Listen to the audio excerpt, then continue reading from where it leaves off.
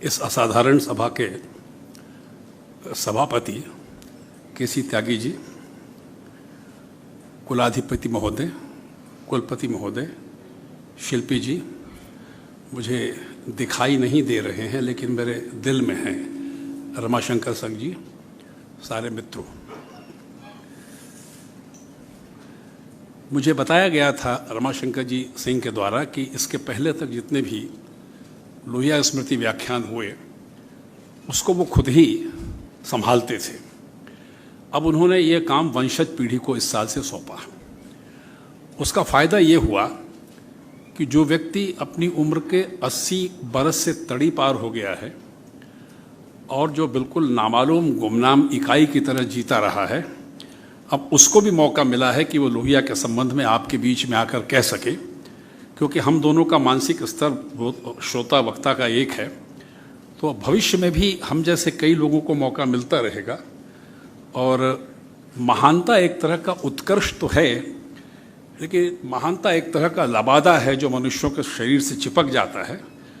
तो बहुत अच्छा हुआ कि लोहिया की आत्मा इस कार्यक्रम में हमारे कुलाधिपति महोदय की कृपा से आ गई है। हम सब एक जैसे हैं। मुझे अपने पसंदीदा कलाकार, जो सबसे बड़े फिल्मों के हमारे अभिनेता रहे हैं, आफताबे अदाकारी दिलीप कुमार, उनकी आत्मकथा का एक शेर थोड़ा बदल के कहता हूँ। मिली जो उनकी नज़र तो उन्हें सलाम करूं, कहाँ से छेड़ूं फसाना कहाँ तमाम करूं। एक छोटे से व्याख्यान में आप उम्मीद करते हैं कि मैं एक ऐसे व्यक्ति के बारे में कहूँगा जिसका पूरा जीवन हर क्षण इस देश और इस दुनिया के लिए धड़कता रहा है। वो एक असंभव काम है। इससे मैंने अपने संकोच में भाई रमाशंकर जी से कहा कि स्मृति व्याख्यान तो यहाँ बड़े बड़े लोगों ने दिए हैं जो संवैधानिक पदों पर रहे हैं। अब मुझे अटपटे बोल के लिए आप बुला रहे हो तो बेहतर है कि मैं आपको एक लंबा लेख भेज दूं, उसकी पुस्तिका आप छाप दें और उस पुस्तिका में मैं लोहिया के कई आयामों का स्पर्श करने की अपनी मामूली बुद्धि के हिसाब से कोशिश करूंगा। वो उन्होंने छाप दिया है और वो पुस्तिका जब आपके हाथ में आएगी तो आपको ऐसा लगेगा कि आपको लोहिया से परिचय कराने में मैंने कोई कोशिश की है। अभी जो मैं भाषण दे रहा हूं वो एक तरह से क्षेपक है। तुलसीदास ने रामचरितमानस लिखी थी, उसके पहले एक विनय पत्रिका लिखी छोटी सी जो भूमिका बतौर है। तो मेरी पुस्तिका विनय पत्रिका की तरह समझिए। लेकिन रामचरितमानस को लिखने के बाद जब बहुत से लोगों ने उसमें कुछ दोहे सोरठे चौपाइयाँ मिलानी शुरू की तब उनको क्षेपक कहा गया। तो रामचरितमानस तो अभी लिखा नहीं गया है, लेकिन मैं जो कह रहा हूँ वो क्षेपक है, संदर्भहीन है, पता नहीं क्या है। लेकिन हाँ, एक बात कहने मैं यहाँ आया हूँ। मेरे मित्र डॉक्टर सुनीलम बैठे हैं और आप सब हैं। कह तो नहीं सकता, वादा तो नहीं करता, लेकिन कोशिश जरूर करूँगा कि अगर आपकी दुआओं में दम है और सेहत और उम्र ने मेरा साथ दिया तो अगले किसी कार्यक्रम में आने के पहले मैं आपके हाथों राम मनोहर लोहिया चरितमानस देने की कोशिश करूँगा। उन पर एक किताब लिखने का शुरू से मन था। मित्रों, असल में बात यह है कि 1957 में मेरे पिता छत्तीसगढ़ में जो अभी है राजनांदगांव विधानसभा से भारतीय जनसंघ की टिकट पर चुनाव लड़े। उसके पहले अपने शहर में और अपने इलाके में मैं डॉक्टर साहब को सुन चुका था। डॉक्टर साहब के चुंबक में मेरा शरीर या मेरा जहन एक लोहे के कण की तरह चला गया था। मैंने अपने पिता का विरोध किया। 17 बरस के एक लड़के ने समाजवादी योजना सभा के बैनर के तरह स्कूल की कप्तानी का चुनाव लड़ा और जीता। और तब मैंने फैसला किया था कि जीवन अगर रहा तो इस आदमी के साथ जुड़ना ज़रूरी होगा। आप जानते हैं 1956 में लोहिया जी ने सोशलिस्ट पार्टी का गठन किया, तंत्र से भीड़ से अलग निकले। वो किया था एक शहर में मध्य प्रदेश के भारत के केंद्र में करौंदी के पास सिहोरा में। और सौभाग्य से संयोग से वो जो सम्मेलन हुआ था उसके कर्ता धर्ता हमारे मध्य प्रदेश के जो बड़े समाजवादी नेता थे राज बहादुर पाठक थे, शिव प्रसाद चंदपुरिया थे, लाडली मोहन निगम थे, जगदीश जोशी थे, पुरुषोत्तम कौशिक थे, जीवन लाल साव थे और तमाम लोग थे। लेकिन उसका पूरा खर्चा उठाया एक ऐसे परिवार ने जो राजनीति में नहीं था। लेकिन समाजवादी तो समाजवादी होते हैं, वो अपने खर्चे से राजनीति कहाँ कर पाते हैं। अगर कर पाते तो लोहिया जी बहुत कुछ करके चले गए होते।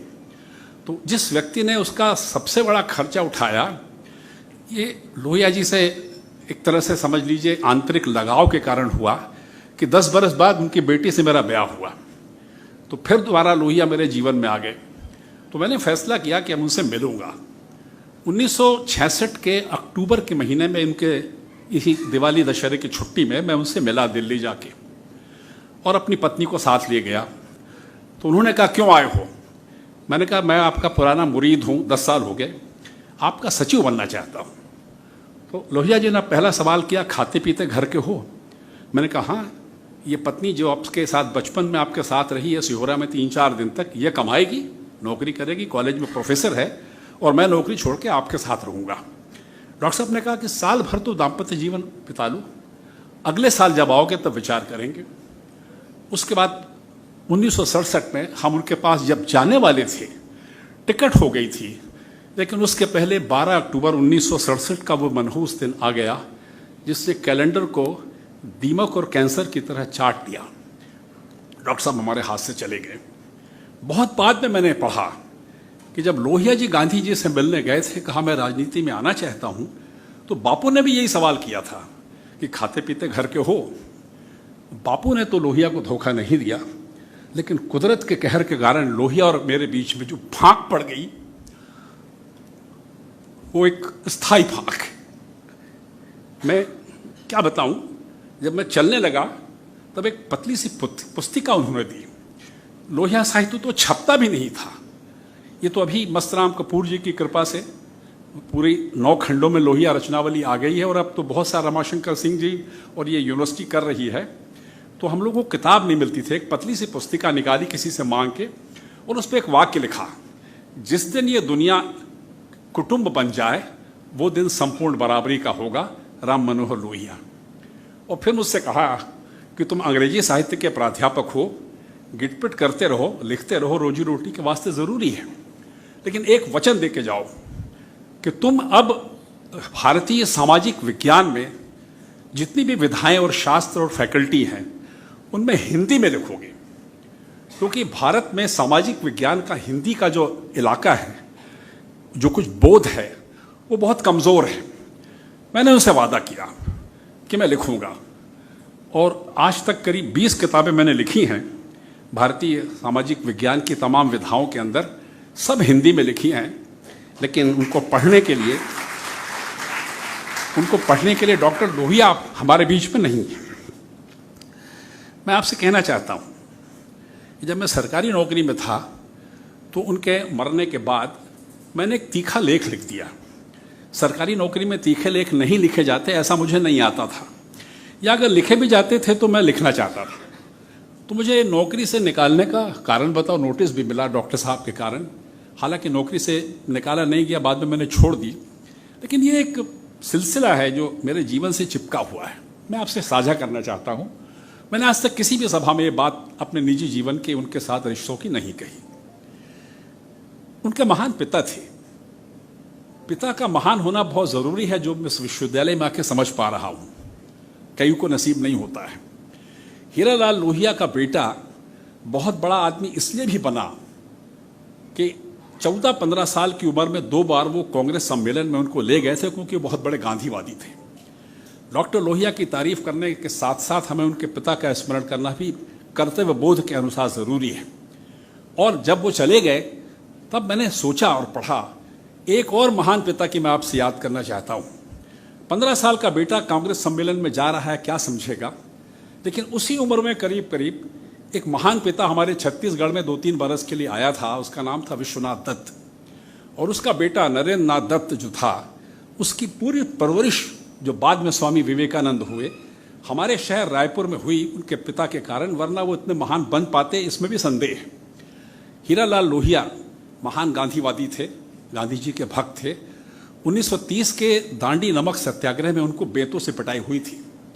1941 में वे कलकत्ते से दिल्ली तक गांधी जी के कहने पर मई के महीने में भरी गर्मी में पैदल आए थे। 1940 में जब डॉक्टर लोहिया को 2 बरस की पहली सजा हुई, तब जेल में कुछ सोशलिस्ट उनसे मिले। और नौजवान सोशलिस्ट जो होता है वो बहुत नौजवान तो होता ही है, बहुत सोशली भी बहुत होता है। तो उन्होंने कहा कि अब पिताजी आपको मालूम नहीं हम सोशलिस्ट हैं। तो उनका सात्विक अहंकार, प्रेमपूर्ण अहंकार देखकर उन्होंने कहा, बेटा तुम तो सोशलिस्ट हो, मैं तो सोशलिस्ट का बाप हूं। ये एक महानता का लक्षण उनके अंदर इस तरह से आया। यहां मैं एक बात आपको बताना चाहता हूं, कभी कभी हमको अपने मन से भी कुछ सोचना चाहिए। हमारी 20वीं सदी के इतिहास में जितने भारतीय बड़े नेता हुए हैं, मसलन गांधी हुए हैं, नेहरू हुए हैं, आज़ादी की लड़ाई से अलग हट के अम्बेडकर हुए हैं, सरदार पटेल हुए हैं, राजेंद्र प्रसाद हुए हैं, सुभाष चंद्र बोस हुए हैं, अरविंद घोष हुए हैं, ये सारे के सारे नेता इंग्लैंड पढ़ने गए थे। ये माना जाता था कि सारा ज्ञान जो है पश्चिम का वो इंग्लैंड में है, जहाँ के हम गुलाम हैं। जयप्रकाश भी 1902 में पैदा हुए, लेकिन वो भी अमेरिका पढ़ने गए। याद रखो बच्चों, मैं तुमको एड्रेस करने आया हूँ, हमारी उम्र तो निकल गई, हम लोग तो टिमटिमा रहे हैं केवल। लोहिया अकेला भारतीय नवयुवक था जो 20वीं सदी में पैदा होने के बाद इंग्लैंड जाने से जिसने इनकार किया। 19-20 साल की उम्र में लोहिया को जर्मनी के नव स्वच्छतावाद आंदोलन की पूरी जानकारी थी और उसने तजवीज़ की कि मैं जर्मनी में पढ़ूंगा। मैं इंग्लैंड को पश्चिम की दुनिया का केंद्र, आध्यात्मिक और बौद्धिक केंद्र नहीं मानता, मैं जर्मनी जाऊंगा, क्योंकि वहाँ हीगल है, वहाँ मार्क्स है, वहाँ एंजल्स है, वहाँ हम्बोल्ट है जिस विश्वविद्यालय में वो पढ़े, वहाँ आइंस्टाइन है, वहाँ नीत्शे है, वहाँ और तमाम लोग, मार्टिन लूथर है। तो जर्मनी का जो संपूर्ण ज्ञान सामाजिक विधाओं का, सामाजिक वानिकी का, सब तरह का है, मैं उसको जज्ब करना चाहता हूँ। और उसके लिए डॉक्टर लोहिया ने जर्मन और फ्रेंच भाषाएं सीखी। ये बात गांधी जी के साथ है। गांधी जी जब रोमन का जस्टिनियन लॉ पढ़ने इंग्लैंड गए थे, लंदन, तब उन्होंने कहा कि मैं लैटिन को सीखूंगा तब तो मैं रोमन लॉ सीखूंगा। एक भाषा उनने भी सीखी और वहाँ डॉक्टर साहब गए और वहाँ पढ़े और उन्होंने अपनी पीएचडी की थीसिस पेश की और हासिल की। जर्मनी में उस समय आइंस्टाइन पढ़ाते थे, उसी विश्वविद्यालय में जहाँ ये पढ़ते थे। उन्होंने आइंस्टाइन के बारे में सुन रखा था। डॉक्टर साहब तो अर्थशास्त्र के विद्यार्थी थे, आइंस्टाइन तो और भौतिकी या भौतिक विज्ञान पढ़ा रहे थे। ये एक दिन उनकी क्लास में चले गए। एक अजब तरह का उन्होंने पहली बार पठन पाठन देखा। आइंस्टाइन कुछ बच्चों से कहते थे तुम सवाल करो, और दूसरे बच्चों से कहते थे तुम जवाब दो। और सवाल करने वाला और जवाब देने वाला जब ठीक से सवाल जवाब नहीं कर पाता था तो आइंस्टाइन उनकी मदद करते थे। लोहिया जी वहाँ से निकल के आए, बोले इसमें महानता की बात तो है, लेकिन ये भारतीय ऋषि कुल परंपरा का ही एक तरह से जर्मनी के अंदर रूपांतरण है। इसको कहते हैं सांस्कृतिक राष्ट्रवाद, इसको कहते हैं भारत की राष्ट्रीयता, जो उस नौजवान विद्यार्थी के अंदर शामिल थी। जर्मनी जाने के बारे में त्यागी जी एक चुटकुला भी है। कई बरस पहले मैंने एक रीडर्स डाइजेस्ट में एक चुटकुला पढ़ा था। वो चुटकुला है लेकिन उसके अंदर कुछ तीखापन है। परिभाषा दी थी, वन जर्मन अ साइंटिस्ट, एक जर्मन वाला, जर्मनी का रहने वाला साइंटिस्ट है, वैज्ञानिक है। 2 Germans conspiracy and many Germans war. Germany का हर आदमी वैज्ञानिक है, 2 मिलेंगे तो षड्यंत्र करेंगे और बहुत हो जाएंगे, तो दोनों विश्व युद्ध जो है जर्मनी के कारण हुए। अंग्रेज के बारे में लिखा, 1 इंग्लिशमैन ए बिजनेसमैन, व्यापारी तो थे जहां आए थे, कोई एहसान करने आए थे।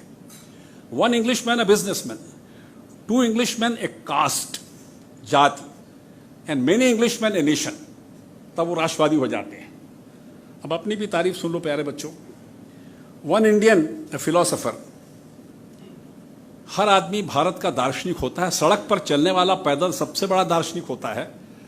एक वकील होने के नाते मुझे कई बार लगता है कि एक्सीडेंट होता है तो मोटर या मोटरसाइकिल चलाने वाले को माफ कर देना चाहिए, क्योंकि सामने वाला दार्शनिक है। 1 इंडियन ए फिलोसोफर, 2 इंडियंस कन्वर्सेशन। हम लोग काफ़ी बात करते हैं और क्यों ना करें। राष्ट्रपति राजेंद्र प्रसाद ने तो संविधान सभा में कहा था, किसी ने पूछा अमेरिकन ने कि भाई भारत का जो संविधान है दुनिया में सबसे बड़ा है, अमेरिका का तो इसके सामने कुछ नहीं है।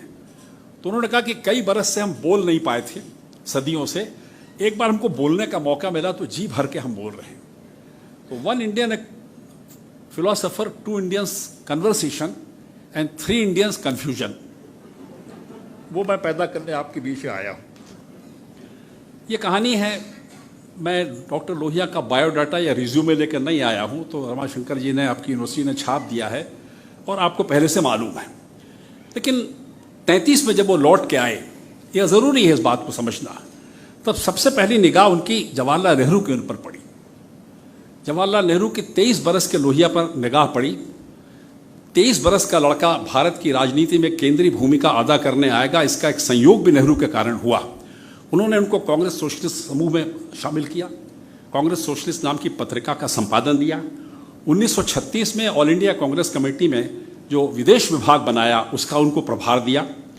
लोहिया जी ने 1938 में इंडियाज़ फॉरेन पॉलिसी नाम की किताब लिखी, उसमें नेहरू जी की भूमिका है। और उसके बाद आगे चल के लोहिया जी 1940 में पहली बार जेल गए, जब अंग्रेज सरकार की युद्ध नीति के वो खिलाफ हुए। लोहिया के साहित्य को समझने वालों को ये सूत्र पकड़ना होगा। 1940 में लोहिया ने अपनी नई सड़क बनाई थी। गांधी का दृष्टिकोण अंग्रेजी सल्तनत के साथ जुड़कर युद्ध में जिस तरह का था, उसमें सरदार पटेल और नेहरू का भी अप्रत्यक्ष समर्थन था, औरों का भी रहा होगा, मैं उस विस्तार में नहीं जा रहा हूँ। लेकिन लोहिया अकेले थे जिनने इस बात का विरोध किया कि हमको इस सरकार के साथ नहीं चलना चाहिए, और उस सरकार की युद्ध नीति का विरोध करने के कारण 2 बरस की उनको सजा हुई। उसके बाद 1942 का बड़ा आंदोलन आया, भारत छोड़ो आंदोलन आया। भारत छोड़ो आंदोलन के बारे में जो वामपंथी इतिहासकार हैं, वो बहुत कुछ ऐसा लिख देते हैं जो पढ़ने में अच्छा तो लगता है, लेकिन हजम करने में अच्छा नहीं लगता। उस पूरे आंदोलन का केंद्रीय नेतृत्व कुदरत की वजह से, संयोग की वजह से, नियत की वजह से, कशिश की वजह से, प्रयत्न करने की वजह से, हिम्मत की वजह से, साहस की वजह से जयप्रकाश लोहिया में आया। जयप्रकाश हजारीबाग जेल को तोड़ के निकले और लोहिया और उन्होंने मिलकर भूमिगत आंदोलन किया। अच्युत पटवर्धन भी थे, अरुणा आसफ अली भी थी और लोग भी थे। और उस भूमिगत रहकर रेडियो का संचालन किया। उषा मेहता जी से मैं मिला हूँ, कुछ बरस पहले हमारे पास आई थी।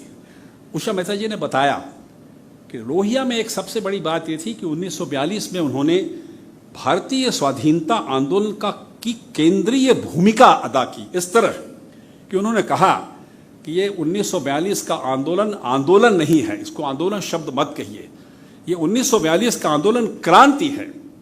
और फिर लोहिया ने उसी रेडियो से कहा पूरे देश को कि आंदोलन तो सफल और असफल होता है, लेकिन क्रांति में 2 नतीजे होते हैं, या तो क्रांति सफल होती है या मौत होती है। कौन नहीं कहेगा और क्यों नहीं कहना चाहिए कि 1942 के आंदोलन की मूल भावना के अंदर जो केंद्रीय तात्विक अर्थ था, वो लोहिया के संदेश में था। हम इस बात को छिपाने की कोशिश क्यों करते हैं?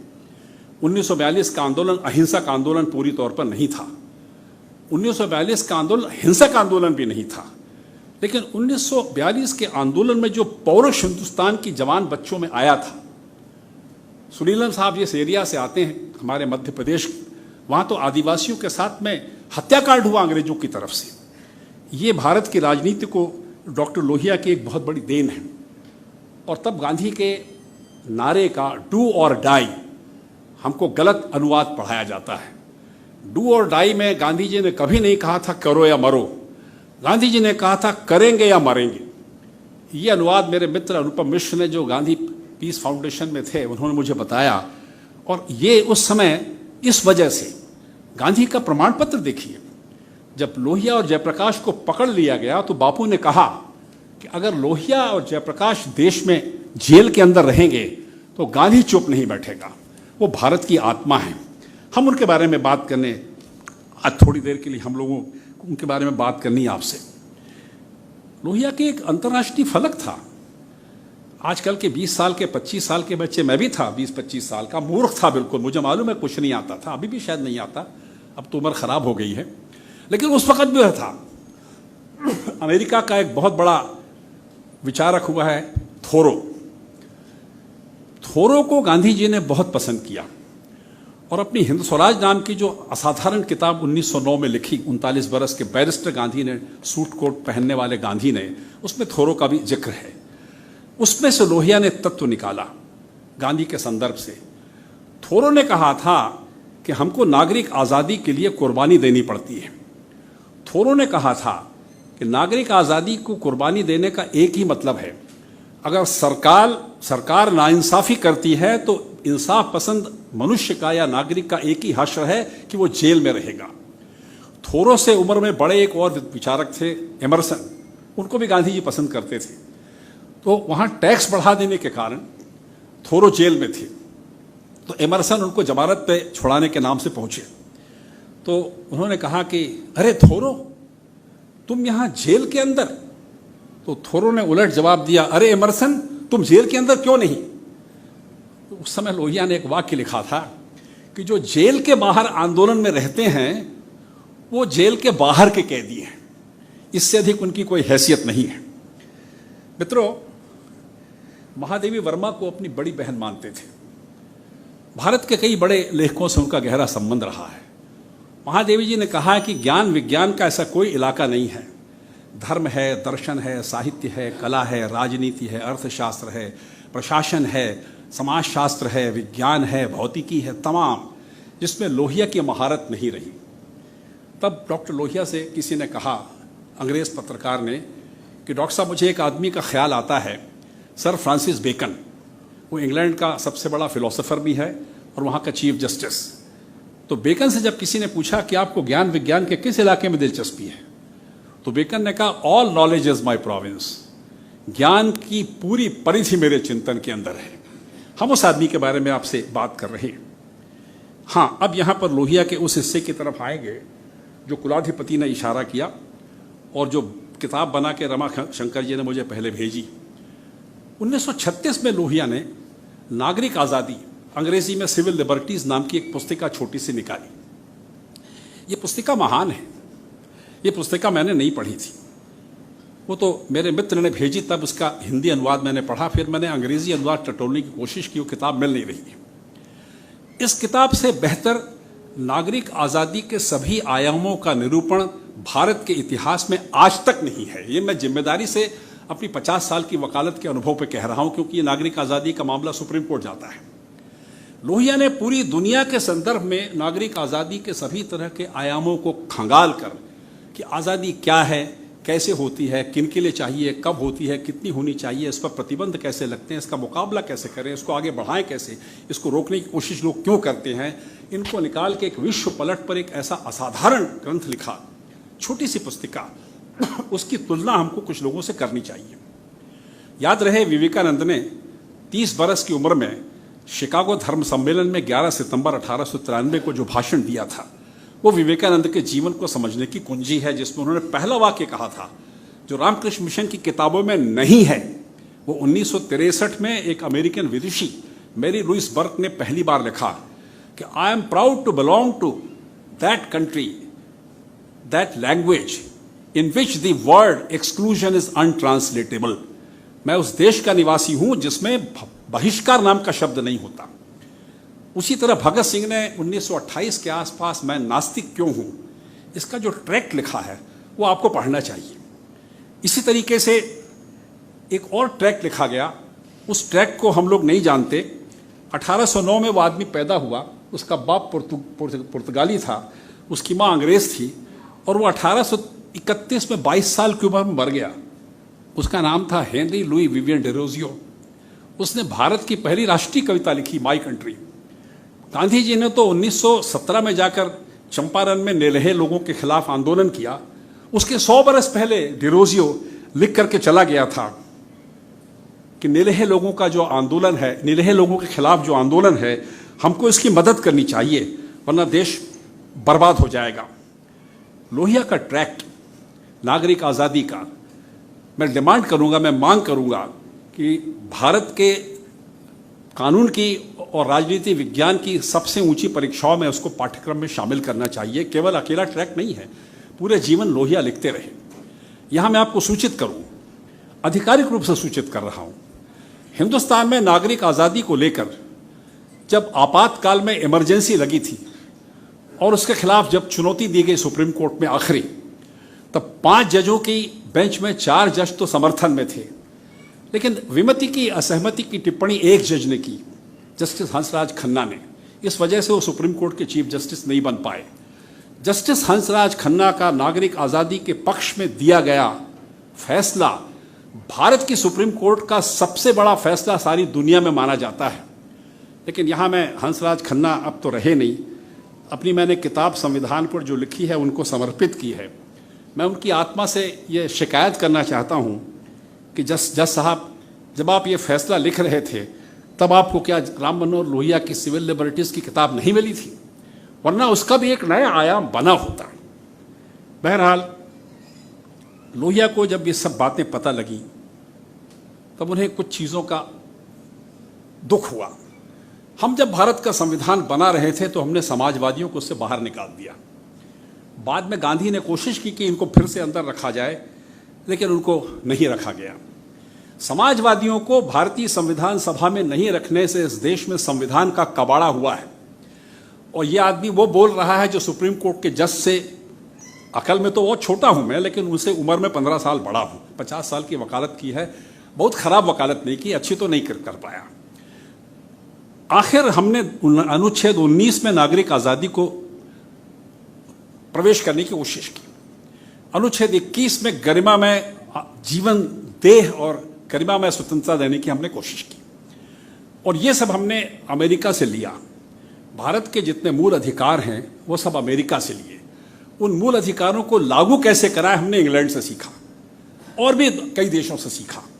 लोहिया जी इन बातों से संतुष्ट नहीं थे। यहाँ मैं एक बात की तरफ इशारा करूँगा, ये आप ही कर सकते हैं। आपका विश्वविद्यालय बहुत जोखिम उठा रहा है, वो सब कर रहा है जो आज के लोकप्रिय जीवन में कोई नहीं करता, लेकिन आप कर रहे हैं। भारत की संविधान सभा में या तो कांग्रेस के सदस्य थे जिनका चरित्र हाथ उठाने का आज तक जीवित है। भारत की संविधान सभा में बहुत कम कम्युनिस्ट थे, जीत नहीं पाए। भारत की संविधान सभा में जो आज सत्ता वाली पार्टी है, इसके केवल 2 आदमी थे, और वो भी कांग्रेस की टिकट पर लाए गए थे, और लोग भी लाए गए थे। लेकिन भारत की संविधान सभा में कुछ समाजवादी थे। पूरे संविधान सभा के 12 खंडों का वाद विवाद पढ़िए।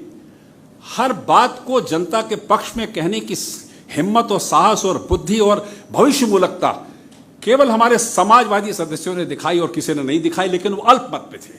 उनके सारे सुझाव प्रस्ताव खारिज किए गए। इतिहास को बताना चाहता हूं, आपके यहां बता सकता हूं। दामोदर स्वरूप सेठ का नाम याद करिए, प्रोफेसर के.टी. शाह का नाम सुनिए, शिब्बन लाल सक्सेना को सुनिए, काजी करीमुद्दीन को सुनिए, नज़रुद्दीन अहमद को सुनिए, ठाकुरदास भार्गव को सुनिए, हरिविष्णु कामत को सुनिए। इन नामों की फहरिस्त अगर आपके पास नहीं है तो हिंदुस्तान के संविधान का मर्म आप समझ नहीं सकते। अगर लोहिया, जयप्रकाश, अच्युत पटवर्धन और तमाम हमारे नरेंद्र देव, इस तरह के लोग समाज में संविधान सभा में होते तो भारत की राष्ट्रभाषा का मामला बिगड़ता नहीं, पंचायती राज व्यवस्था खतरे में नहीं पड़ती, नागरिक आज़ादी के लिए बहुत कुछ लोहिया का तेवर और तर्क वहाँ जज्ब कर लिया जाता। ऐसे कई काम और हो सकते थे जो दुर्भाग्य से नहीं हो सके। त्यागी जी, एक बात में मैं आपसे आगे संपर्क करूंगा, क्योंकि आप पहली बार मुझसे मिले हैं। आखिरी बार अगर मिले हो तो मैं नहीं कह सकता, मेरा स्वभाव ऐसा है कि लोग जो पहली बार मिलते हैं बाद में नहीं मिलते हैं। बहरहाल एक मुद्दे पर हम चूक गए और उस मुद्दे को लेकर मैं काम कर रहा हूं, क्योंकि मैं उसी इलाके में रहता हूं। सुनील साहब जानते हैं, आदिवासी के मामले में भारत के 10 करोड़ करीब अब हैं आदिवासी। उनके लिए जो हमारे देश को करना चाहिए था हमने नहीं किया। दलितों के लिए फिर भी अम्बेडकर और जगजीवन राम जैसे लोग संविधान सभा में थे, लेकिन आदिवासियों के साथ इस देश में सबसे बड़ा अन्याय हुआ। और उसके लिए मैं कुदरत को दोष देता हूं कि 57 साल की उम्र में डॉक्टर लोहिया को डॉक्टरों की लापरवाही के कारण हमसे अलग कर दिया। इसलिए आज हमको इस मुद्दे पर भी ध्यान देना होगा, उनके सारे अधिकारों का क्षरण हमने किस तरह से कर दिया। एक और दुर्भाग्यजनक बात है, ये डॉक्टर लोहिया को नहीं मालूम था, या मालूम अगर रहा होगा तो उन्होंने लिखा नहीं, क्योंकि मैंने उनका साहित्य खंगाला है। अभी मैंने आपसे बताया कि नागरिक आज़ादी का एक 1936 का उनका एक पुस्तिका है। हम जब अपना संविधान बना रहे थे तो घपला कहाँ हुआ। हमारे संविधान को बनाने में भारत के स्वतंत्रता वीरों का योगदान बहुत कम है, ये मैं बिना किसी दुर्भावना के कह रहा हूँ। हमारे भारत के संविधान को बनाने में उन लोगों का योगदान ज़्यादा है जो राय बहादुर थे, नवाब बहादुर थे, खान बहादुर थे, राजाओं के एजेंट थे, पढ़े लिखे जज थे, पढ़े लिखे वकील थे, और जो अपनी उस तरह की बुद्धि से भारत के गवर्नमेंट ऑफ इंडिया एक्ट 1935 का रूपांतरण कर रहे थे। इस तरह से सब कुछ हो रहा था। तब उस समय जो BN राव, जिनको बहुत क्रेडिट दी जाती है, भारत के संविधान को बनाने का श्रेय दिया जाता है जब BN राव, वो अमेरिका भेजे गए कि अमेरिका के सबसे महत्वपूर्ण जज फेलिक्स फ्रैंकफर्टर से पूछ क्या हो कि हम नागरिक आज़ादी देने के मामले में कैसा करें। ये डॉक्टर लोहिया के उस विचार से जुड़ता है। फेलिक्स फ्रैंकफर्टर ने सलाह दी कि आप अपने देश में नागरिक आज़ादी के प्रतिबंध लगाइए। अगर आप ये कहेंगे कि नागरिक आज़ादी के प्रतिबंध ड्यू प्रोसेस ऑफ लॉ के हिसाब से लगाया जाए कि कुदरत के जो नियम है सबका पालन किया जाए, तो आपके देश में आज़ादी का आंदोलन चल रहा है, कुछ दिन बाद आप विभाजन करने वाले हो, ये मत करो। उस व्यक्ति ने सलाह दी जो अनुच्छेद 19 का प्रतिबंध है कि आपको नागरिक आज़ादी मिलेगी, लेकिन प्रोसीजर एस्टेब्लिश बाय लॉ। अगर विधायिका कोई नियम या कानून या अधिनियम बनाएगी, आप उसका उल्लंघन करेंगे तो नागरिक आज़ादी के पर कतरे जा सकते हैं। ये भारत में बहुत दुर्भाग्य से हो गया। डॉक्टर साहब को इसके लिए लिखने का समय नहीं मिला। और मैं आखिरी बात आपसे कहना चाहता हूँ, बहुत सा कहना था लेकिन मैं समय का ख्याल करता हूँ। एक सज्जन हुए हैं श्रीमन नारायण अग्रवाल, वो गांधीवादी थे, वर्धा कॉमर्स कॉलेज के प्राचार्य थे। श्रीमन नारायण अग्रवाल ने किताब लिखी है Gandhian constitution for free India, आज़ाद भारत के लिए गांधी का संविधान। 30 नवंबर 1945 को गांधी जी ने उसकी भूमिका लिखी और कहा कि हाँ मेरे विचार हैं। वो किताब उपलब्ध नहीं है, वो सुप्रीम कोर्ट की लाइब्रेरी से मैं किताब लाकर मैंने उसको पढ़ा। उसमें 3 बातें कही। बापू ने कहा सबको मूल अधिकार दीजिए, लेकिन 3 मूल कर्तव्य होने चाहिए। ये गांधी ने 1945 में कहा। संविधान सभा के लोगों को किताब दिखाई गई। पहला ये कि जब देश इमरजेंसी में आए तब सबको अपनी शक्ति के अनुपात में मदद करनी चाहिए। एक पार्टी यहाँ पर है, एक संगठन यहाँ पर है जिसने कहा था छाती ठोक करके या गाल बजा के कि अगर देश पर कोई हमला होगा तो हमारे जो सैनिक हैं, स्वयं सैनिक, वो देश की सरहद पर पहले पहुंचेंगे, भारत की सेना भले बाद में पहुंचे। गांधी ने दूसरी बात कही थी कि इस देश में हर व्यक्ति को, हर एक नागरिक को मदद करनी चाहिए अपने देश की, कैश में, काइंड में या लेबर में, नकदी या सेवा के जरिए या परिश्रम के जरिए। लेकिन गांधी चूंकि नास्ट्राडामस से नहीं मिले थे, उनको नहीं मालूम था कि भारत में कभी कोविड आएगा। उन्हें क्या पता था कि कोई कनक तिवारी नाम का अदरा आदमी कुलाधिपति की गलती से यहाँ बुला लिया जाएगा। तो गांधी ने यह नहीं कहा था कि जब कोविड होगा और हमारे देश के नागरिक सड़कों पर भूख के कारण मरे हुए कुत्ते की लाश को नोच के खा रहे होंगे, तब सोनू सूद से ज्यादा मदद अमिताभ बच्चन को करनी चाहिए। कभी नहीं कहा था गांधी ने, उनको नहीं मालूम था। नहीं कहा था गांधी ने कि अजीम प्रेम जी जितनी मदद करते हैं चैरिटी के नाम पर, उससे ज्यादा मदद मुकेश अंबानी और गौतम अडानी को करनी चाहिए। नहीं कहा था गांधी जी। गलती है गांधी जी, गांधी जी ने गुनाह किया, उनको कहना चाहिए था। और फिर गांधी जी ने जो आखिरी बात कही जिसको लोहिया ने पकड़ा, गांधी जी ने कहा था कि मनुष्य द्वारा मनुष्य का शोषण ये मूल कर्तव्य है। मनुष्य द्वारा मनुष्य का शोषण अगर होता है, आप उसका विरोध करिए, उसकी मुखालफत करिए और जरूरत हो तो रेसिस्ट करिए। तब लोहिया ने बापू से कहा था, बापू, लोहिया, राधाकृष्णन, नेहरू, ये सारे के सारे अंग्रेजी गद्य के महान लेखक थे। तब उन्होंने कहा कि बापू, सत्याग्रह में सत्य और आग्रह है। आग्रह के क्या मायने? आग्रह का मतलब इंसिस्टेंस, आग्रह का मतलब रिक्वेस्ट में नहीं मानता। और आपने कहा कि रेसिस्ट करो, रेसिस्ट के क्या मायने? तब लोहिया ने गांधी को संशोधित किया, गांधी को पौरुष के साथ उनका श्रृंगार किया उनके विचार का, और कहा कि मनुष्य के द्वारा अगर मनुष्य का शोषण होगा तो मैं विरोध करूंगा। और पहला विरोध किया 4 जुलाई 1954 को, जब उत्तर प्रदेश में किसानों पर नहर टैक्स बढ़ा दिया गया।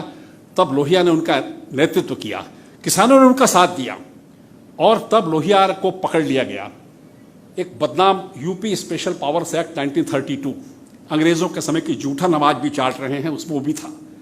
तब लोहिया ने अपनी मौलिक जिरह में इलाहाबाद उच्च न्यायालय में मुकदमा दायर किया, और उस मुकदमे में सारे तर्क लोहिया ने खुद लिखे।